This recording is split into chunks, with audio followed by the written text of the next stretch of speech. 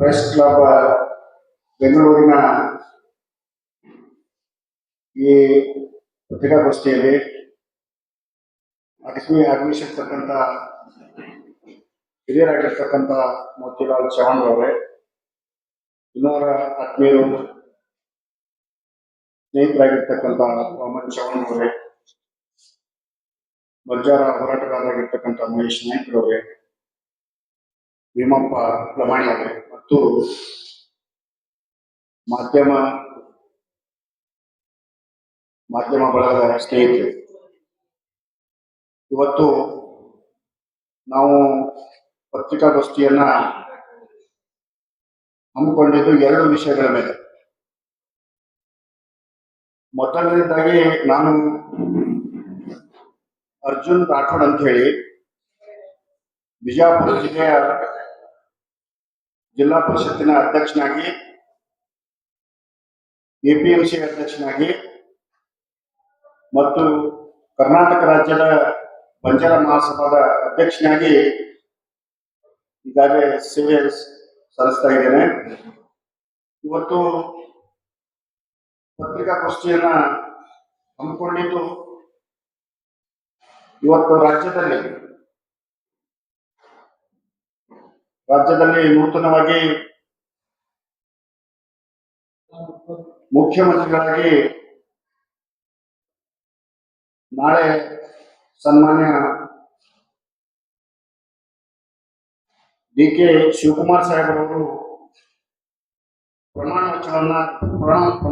ಪ್ರಮಾಣ ವಚನವನ್ನು ಸ್ವೀಕರಿಸಿದ್ದಾರೆ. ಹಾಗಾಗಿ ಅವರಿಗೆ ರಾಜ್ಯದ ಎಲ್ಲ ವರ್ಗದ ಜನಾಂಗದ ಪರವಾಗಿ,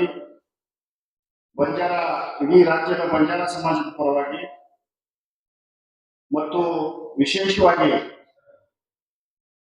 ಅವರಿಗೆ ಅಭಿನಂದನೆಯನ್ನ ಸಲ್ಲಿಸಲಿಕ್ಕೆ ಬಯಸ್ತೇನೆ. ಅದರ ಜೊತೆಗೆ ನಿರ್ಗಮಿಸಿದ ಮುಖ್ಯಮಂತ್ರಿಗಳಾಗಿರ್ತಕ್ಕಂಥ ಸನ್ಮಾನ್ಯ ಸಿದ್ದರಾಮಯ್ಯ ಸಾಹೇಬರ ಅವರಿಗೂ ಕೂಡ ರಾಜ್ಯದ ಸಮಸ್ತ ಬಂಜಾರ ಸಮಾಜದ ಪರವಾಗಿ ಕೃತಜ್ಞತೆಗಳನ್ನು ಸಹ ಸಲ್ಲಿಸಲಿಕ್ಕೆ ಬಯಸ್ತೇನೆ. ಇವತ್ತು ನೂತನವಾಗಿ ಆಯ್ಕೆ ಆಗ್ತಕ್ಕಂಥ ಮುಖ್ಯಮಂತ್ರಿ ಆಗಿರ್ತಕ್ಕಂಥ ಸನ್ಮಾನ್ಯ ಸಿದ್ದರಾಮಯ್ಯ ಸನ್ಮಾನ್ಯ ಡಿ.ಕೆ. ಶಿವಕುಮಾರ್ ಸಾಹೇಬರವರಲ್ಲಿ ಮತ್ತು ಕಾಂಗ್ರೆಸ್ ಪಕ್ಷದ ಮುಖಂಡರು, ಮಾಜಿ ಹಂಗಾಮಿ ಮುಖ್ಯಮಂತ್ರಿಗಳಾಗಿರ್ತಕ್ಕಂಥ ಸಿದ್ದರಾಮಯ್ಯ ಸಾಹೇಬರವರಲ್ಲಿ, ಎಐಸಿಸಿಯ ಅಧ್ಯಕ್ಷರು ಆಗಿರ್ತಕ್ಕಂಥ ಮಲ್ಲಿಕಾರ್ಜುನ್ ಖರ್ಗೆ ಸಾಹೇಬರವರಲ್ಲಿ, ಕೇಂದ್ರದ ವಿರೋಧ ಪಕ್ಷದ ನಾಯಕರು, ಕಾಂಗ್ರೆಸ್ ಪಕ್ಷದ ನಾಯಕರಾಗಿರ್ತಕ್ಕಂಥ ರಾಹುಲ್ ಗಾಂಧಿ ಅವರಲ್ಲಿ ಮತ್ತು ಸೋನಿಯಾ ಗಾಂಧಿ ಅವರಲ್ಲಿ, ಪ್ರಿಯಾಂಕಾ ಗಾಂಧಿ ಅವರಲ್ಲಿ, ಎಐಸಿಸಿಯ ಪ್ರಧಾನ ಕಾರ್ಯದರ್ಶಿಯಾಗಿರ್ತಕ್ಕಂಥ ವೇಣುಗೋಪಾಲ್ ಅವರಲ್ಲಿ ಮತ್ತು ರಾಜ್ಯದ ಉಸ್ತುವಾರಿಯಾಗಿರ್ತಕ್ಕಂಥ ರಣದೀಪ್ ಸಿಂಗ್ ಸುರ್ಜೇವಾಲಾ ಅವರಲ್ಲಿ ಮತ್ತು ರಾಜ್ಯದ ಕಾಂಗ್ರೆಸ್ ಮುಖಂಡರುಗಳಲ್ಲಿ ವಿನಂತಿಯನ್ನು ಮಾಡಿಕೊಳ್ಳುವುದು ಇಷ್ಟೇ ಇದೆ. ಇವತ್ತು ನಾಳೆ ಪ್ರಮಾಣ ವಚನ ಸ್ವೀಕಾರ ಸಮಾರಂಭದಲ್ಲಿ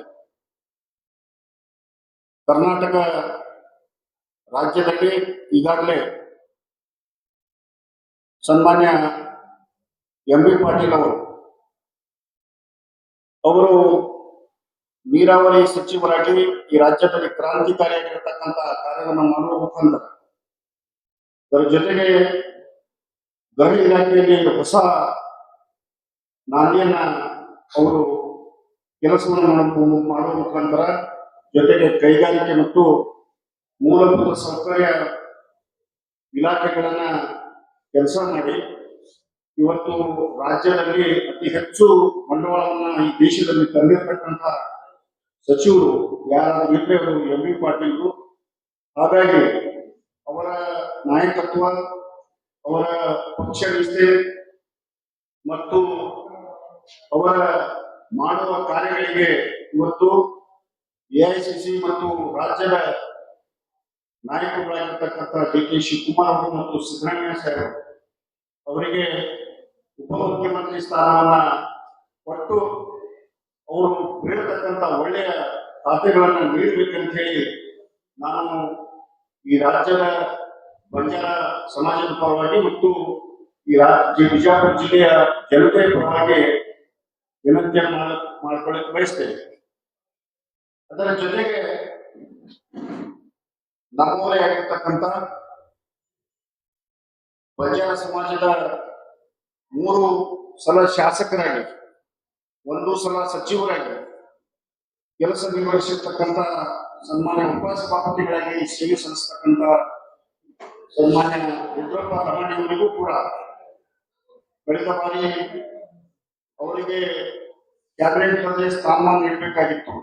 ಆದರೆ ಅನಿವಾರ್ಯ ಕಾರಣಗಳಿಂದ ತಪ್ಪಿರುವುದರಿಂದ ಈ ಸಲ ಇವತ್ತು ರಾಜ್ಯದಲ್ಲಿ ತಮಗೆ ಗೊತ್ತಿದೆ, ಇವತ್ತು ಒಳ ಮೀಸಲಾತಿ ಜಾರಿ ಆದ ನಂತರ ಏನು ಯಾವ ವರ್ಗಗಳಿಗೆ ಎಷ್ಟೆಷ್ಟು ಪ್ರತಿಶತ ಕೊಟ್ಟಿದ್ದಾರೆಯೋ ಆ ಕಾರಣ ಇವತ್ತು ಸ್ಪಷ್ಟವಾಗಿ ಏಕೈಕ ಶಾಸಕರಾಗಿರ್ತಕ್ಕಂಥ ಸನ್ಮಾನ್ಯ ರುದ್ರಪ್ಪ ರಮಣಯ್ಯನಿಗೆ ಒಳ್ಳೆಯ ಸಚಿವ ಸ್ಥಾನವನ್ನ ಕೊಡುವುದರ ಮುಖಾಂತರ ಜೊತೆಗೆ ಒಳ್ಳೆಯ ಖಾತೆಯೂ ಸಹ ಸಮಾಜ ಕಲ್ಯಾಣದಂತ ಖಾತೆಯೂ ಸಹ ಕೊಡಬೇಕಂತ ಹೇಳಿ ರಾಜ್ಯದ ಬಂಜಾರ ಸಮಾಜದ ಪರವಾಗಿ ನಾನು ವಿನಂತಿಯನ್ನು ಮಾಡಿಕೊಳ್ತೇನೆ.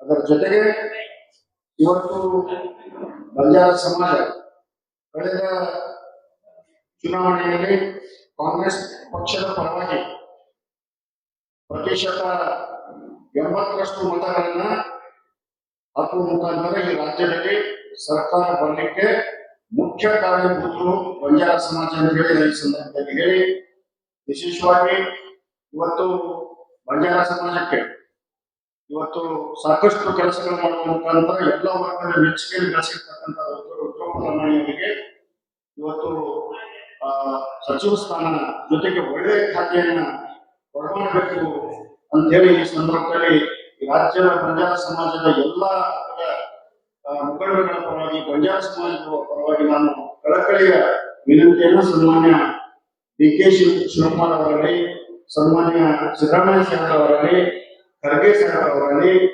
ರಾಹುಲ್ ಗಾಂಧಿ ಅವರಲ್ಲಿ, ಸೋನಿಯಾ ಗಾಂಧಿ, ಪ್ರಿಯಾಂಕಾ ಗಾಂಧಿ, ರಾಜ್ಯದ ಮುಖಂಡರುಗಳಲ್ಲಿ ಇವತ್ತು ವಿನಂತಿಯನ್ನು ಮಾಡಿಕೊಂಡು ಅವರಿಗೆ ಯಾವ ಕಾರಣಕ್ಕೂ ಸಹ ಸಚಿವ ಸ್ಥಾನ ಕೈ ತಪ್ಪಬಾರದು ಅನ್ನುವಂತಹ ವಿನಂತಿಯನ್ನ ರಾಜ್ಯದ ಮತ್ತು ರಾಷ್ಟ್ರೀಯ ಕಾಂಗ್ರೆಸ್ ನಾಯಕರಿಗೆ ಅತ್ಯಂತ ಕಳಕಳಿಯಿಂದ ವಿನಂತಿಯನ್ನು ಮಾಡಿಕೊಳ್ಳಕ್ಕೆ ಬಯಸ್ತೇನೆ.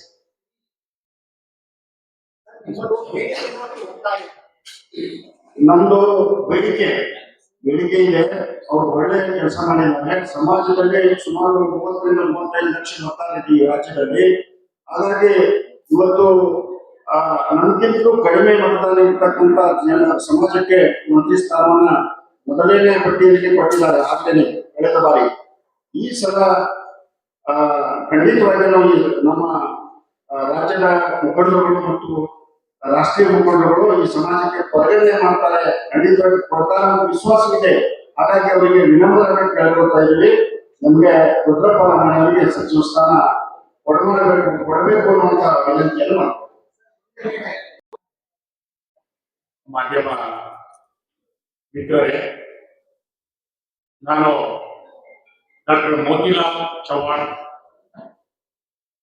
ಬಂಜಾರ ಸಂಸ್ಕೃತಿ ಮತ್ತು ಭಾಷಾ ಅಕಾಡೆಮಿಯ ಅಧ್ಯಕ್ಷರಾಗಿ ಕಾರ್ಯನಿರ್ವಹಿಸುವಂತವರು. ಈಗಾಗಲೇ ನಮ್ಮ ಬಿಜಾಪುರ ಜಿಲ್ಲೆ ಇಡೀ ಸಮಾಜವನ್ನ ಒಗ್ಗೂಡಿಸುವಂತ ವ್ಯಕ್ತಿಯಾದಂತ ಅರ್ಜುನ್ ರಾಠೋಡವರು ಬಹಳ ತಮ್ಮನೆ ಮನವರಿಕೆ ಮಾಡುವಂತ ರೀತಿಯಾಗಿ ಮನವಿಯನ್ನು ಮಾಡಿಕೊಂಡಿದ್ದಾರೆ. ಅದರ ಜೊತೆಗೆ ನಾನು ಕೂಡ ಈ ಒಂದು ಅಕಾಡೆಮಿಯ ಅಧ್ಯಕ್ಷನಾಗಿ ಕೆಲಸ ಮಾಡುವಂತಹ ಸಂದರ್ಭದಲ್ಲಿ ಇವತ್ತು ನಮ್ಮ ಬಂಜಾರ ಸಮಾಜದ ಈಗ ಪ್ರಚಲಿತಿರುವಂತಹ ಸರ್ಕಾರದಲ್ಲಿ ಕಾಂಗ್ರೆಸ್ ಸರ್ಕಾರದಲ್ಲಿ ಏಕೈಕ ಜನಪ್ರಿಯ ಶಾಸಕರಾಗಿರುವಂತವರು ಸನ್ಮಾನ್ಯ ರುದ್ರಪ್ಪ ಮಾನಪ್ಪ ಲಮಾಣಿಯವರು. ಸನ್ಮಾನ್ಯರು ನಮ್ಮ ಸಮಾಜದ ಬಗ್ಗೆ ಕಳಕಳಿಯನ್ನ ಹೊಂದಿರುವಂತವರು. ಈ ಹಿಂದೆ ಅನೇಕ ಸರ್ಕಾರದಲ್ಲಿ ಅಂದ್ರೆ ಸುಮಾರು 4 ಬಾರಿ ಶಾಸಕರಾಗಿ ಆಯ್ಕೆ ಆಗಿ 2013-18ನೇ ಅವಧಿಯಲ್ಲಿ ಸನ್ಮಾನ್ಯರು ಅಂದ್ರೆ ರುದ್ರಪ್ಪ ಮಾನಪ್ಪ ಲಮಾಣಿಯವರು ಮುಜರಾಯಿ ಮತ್ತು ಜವಳಿ ಸಚಿವರಾಗಿ ಮತ್ತು ಹಾವೇರಿ ಜಿಲ್ಲಾ ಉಸ್ತುವಾರಿ ಸಚಿವರಾಗಿ ಕಾರ್ಯನಿರ್ವಹಿಸಿರುವಂತಹ ಮಹನೀಯರಾಗಿದ್ದಾರೆ. ಹಾಗಾಗಿ ಇವತ್ತಿನ ಸರ್ಕಾರದ ಸನ್ಮಾನ್ಯ ಮುಖ್ಯಮಂತ್ರಿ ನೂತನ ಮುಖ್ಯಮಂತ್ರಿ ಆಗಿರುವಂತ ಡಿ.ಕೆ. ಸಾಹೇಬರಲ್ಲಿ, ತದನಂತರ ನಿರ್ಗಮ ಹೊಂದಿರುವಂತ ಸನ್ಮಾನ್ಯ ಶ್ರೀ ಸಿದ್ದರಾಮಯ್ಯ ಸಾಹೇಬರಲ್ಲಿ, ತದನಂತರ ಕೇಂದ್ರದ ಹೈಕಮಾಂಡ್ಗಳಲ್ಲಿ ಒಂದು ಮನವಿ ಏನಂದ್ರೆ ಸನ್ಮಾನ್ಯರು ಬಂಜಾರ ಸಮಾಜಕ್ಕೆ ಅನೇಕ ಸಮಸ್ಯೆ ಬಂದಾಗ ಅಂಕು ಡೊಂಕನ್ನು ಬಿಡುವಂತ ಮಹತ್ವದ ಪಾತ್ರವನ್ನು ವಹಿಸಿರುವಂತ ಮಾನ್ಯರಾಗಿದ್ದಾರೆ. ಹಾಗೆ ಇವರ ಅವಧಿಯಲ್ಲಿ ಇವತ್ತು ಅನೇಕ ಅಭಿವೃದ್ಧಿ ಕಾರ್ಯಗಳನ್ನು ಮಾಡುವುದರ ಮೂಲಕವಾಗಿ, ತದನಂತರ ಇವತ್ತು ಸಾಮಾನ್ಯವಾಗಿ ನಾವೆಲ್ಲ ತಿಳಿದ ಹಾಗೆ ಇವತ್ತು ದಾವಣಗೆರೆ ಜಿಲ್ಲೆ ನ್ಯಾಮತಿ ತಾಲೂಕದಲ್ಲಿ ಇವತ್ತು ಸೂರಮಠ ಮಹಾಮಠ ಅಭಿವೃದ್ಧಿಯನ್ನು ಪಡೆಯುವುದರ ಮೂಲಕವಾಗಿ ಇಂದಿನ 13 ಮತ್ತು 18ನೇ ಅವಧಿಯಲ್ಲಿ ಸರ್ಕಾರದಿಂದ ಸಾವಿರಾರು ಕೋಟಿ ಅನುದಾನ ಪಡೆಯುವುದರ ಮೂಲಕವಾಗಿ ಇವತ್ತು ಹೇಗೆ ನಾವು ಇವತ್ತು ಅಯೋಧ್ಯೆ ಕಾಶಿ ಹೇಗೆ ನಾವು ಕರೀತಾ ಇದ್ದೀವಿ, ಅದೇ ರೀತಿಯಾಗಿ ನಮ್ಮ ಸಮಾಜ, ನಮ್ಮ ಬಂಜಾರ ಸಮುದಾಯಕ್ಕೆ ಆ ಮಹಾಮಠ ಸೂರಮಠ ಮಹಾಮಠ ಒಂದು ಕಾಶಿ ಎನ್ನುವಂತ ಹೆಸರನ್ನು ಪಡೆಯುವಂತದಕ್ಕೆ ಇವತ್ತು ಕಾರಣಭೂತರಾಗಿರೋರು ಯಾರಂದ್ರೆ ಇವತ್ತು ರುದ್ರಪ್ಪ ಮಾನಪ್ಪ ಲಮಾಣಿ ಅಂತ ನಾನು ಹೇಳಿ ಬಯಸ್ತಾ ಇದ್ದೀನಿ. ಹಾಗಾಗಿ ಅಧ್ಯಕ್ಷರಾಗಿ ಕಾರ್ಯನಿರ್ವಹಿಸುವುದರ ಮೂಲಕವಾಗಿ ಹಾಗಾಗಿ ಮೊದಲಿನ ಈ ಹಿಂದೆ ಸಚಿವ ಸಂಪುಟದಲ್ಲಿ ಕೊನೆ ಕ್ಷಣದಲ್ಲಿ ಅವರಿಗೆ ಸಚಿವ ಸಂಪುಟ ಸೇರಲಿಕ್ಕೆ ಕೈಗೊಳ್ಳಿರುವಂತದ್ದನ್ನು ಈ ಒಂದು ನೂತನ ಸಚಿವ ಸಂಪುಟ ರಚನೆ ಆಗುವಂತಹ ಸಂದರ್ಭದಲ್ಲಿ ನಮ್ಮ ಸನ್ಮಾನ್ಯ ಮುಖ್ಯಮಂತ್ರಿಗಳು ಹಾಗೆ ಹೈಕಮಾಂಡ್ ಎಲ್ಲರೂ ಕೂಡ ಈ ನಮ್ಮ ಜನಪ್ರಿಯ ಶಾಸಕರಾದಂತಹ ರುದ್ರಪ್ಪ ಮಾನಪ್ಪ ಲಮಾಣಿಯವರಿಗೆ ಒಂದು ನಮ್ಮ ಬಂಜಾರ ಸಮಾಜಕ್ಕೆ ಒಂದು ಪ್ರಾಧಾನ್ಯತೆಯನ್ನು ಕೊಟ್ಟು ಅವರಿಗೆ ಸಚಿವರನ್ನಾಗಿ ಮಾಡಬೇಕಾಗಿ ನಾವು ನಮ್ಮ ಎಲ್ಲ ಇಡೀ ಕರ್ನಾಟಕ ಬಂಜಾರ ಸಮುದಾಯದ ಮೂಲಕವಾಗಿ ಅವರನ್ನ ನಾನು ಮನವಿಯನ್ನು ಮಾಡ್ಕೊಳ್ತಾ ಇದ್ದೀನಿ. ಬಂಧುಗಳೇ, ಇವತ್ತು ಈ ಸರ್ಕಾರದಲ್ಲಿ ಏಕೈಕ ಕಾಂಗ್ರೆಸ್ ಸರ್ಕಾರದಲ್ಲಿ ಪಕ್ಷದಲ್ಲಿ ಏಕೈಕ ಶಾಸಕರಾಗಿರುವಂತವ್ರು, ಆಯ್ಕೆಯಾಗಿ ಬಂದವಂತವ್ರು. ಹಾಗಾಗಿ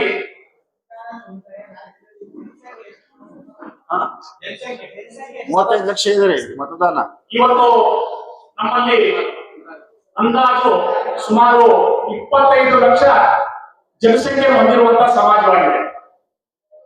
ಹಾಗಾಗಿ ಇವತ್ತು ಬೇರೆ ಬೇರೆ ಸಮಾಜವನ್ನು ಪರಿಗಣಿಸುವಂತ ರೀತಿಯಾಗಿ ನಮ್ಮ ಬಂಜಾರ ಸಮಾಜಕ್ಕೂ ಕೂಡ ಒಂದು ಪ್ರಾಧಾನ್ಯತೆ ಕೊಡುವುದರ ಮೂಲಕವಾಗಿ ಈ ಒಂದು ಸರ್ಕಾರ ಬರಬೇಕಾದ್ರೆ ಇವತ್ತು ನಮ್ಮ ಬಂಜಾರ ಸಮಾಜದ ಮತದಾನ ಕೂಡ ಹೆಚ್ಚಿನ ಮಟ್ಟದಲ್ಲಿ ನಾವು ಮತದಾನ ಕೊಟ್ಟಿರುವುದರಿಂದ ಇವತ್ತು ನಮ್ಮ ಜನ ಸರ್ಕಾರದ ಅನೇಕ ಮುಖಂಡರನ್ನ ಮತ್ತು ಹೈಕಮಾಂಡ್ರನ್ನ ಒಂದು ಮನವಿ ಏನಂತಂದ್ರೆ ನಮ್ಮ ಮತದಾನದ ತಕ್ಕಂತೆ ನಮ್ಮ ಜನಪ್ರಿಯ ಶಾಸಕರಾದಂತಹ ರುದ್ರಪ್ಪ ಮಾನಪ್ಪ ಲಮಾಣಿಯವರಿಗೆ ಒಂದು ಸಚಿವ ಸಂಪುಟ ಕೊಟ್ಟು ಕ್ಯಾಬಿನೆಟ್ ಸಚಿವ ಸಂಪುಟ ಕೊಡಬೇಕಾಗಿ ಮತ್ತೊಮ್ಮೆ ತಮ್ಮಲ್ಲಿ ನಾನು ವಿನಂತಿಯನ್ನು ಮಾಡಿಕೊಂಡೆ.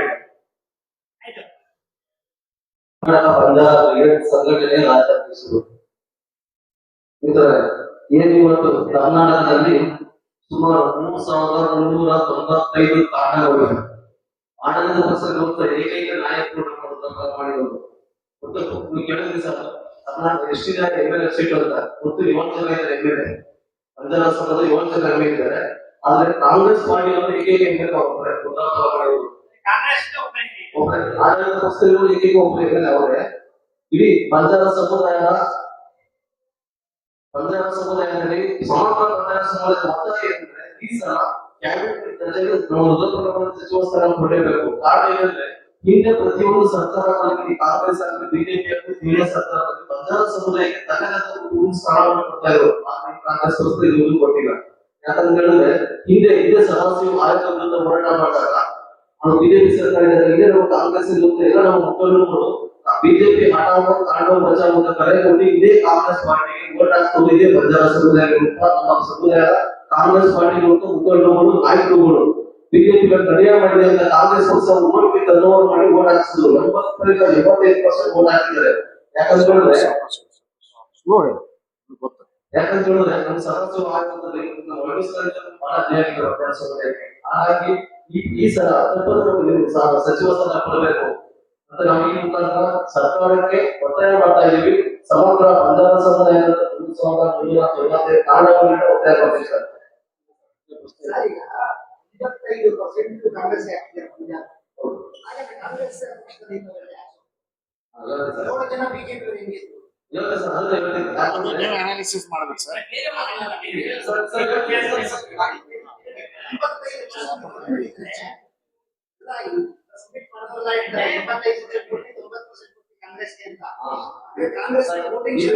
ನಾನು ಹೇಳುದಲ್ಲ, ಈಗ ಇದು ಮುಂದೆ ನೋಡೋದು ಯಾಕಂದ್ರೆ ಬಿಸಿ ಪಾಟೀಲ್ ಅವರು ಬಿಜೆಪಿ ಮಾಜಿ ಸಚಿವರು 2 ಜನ ಕಾಂಗ್ರೆಸ್ ಸ್ಟೇಟ್ ಕಳ್ಕೊಂಡಿದ್ರು. 4 ವರ್ಷ ಸ್ಟೇಟ್ ಕಳ್ಕೊಂಡಿದ್ದು ಬಿಜೆಪಿ ಕಾಂಗ್ರೆಸ್ ಸ್ಟೇಟ್ ಕಳ್ಕೊಂಡಿದ್ರು.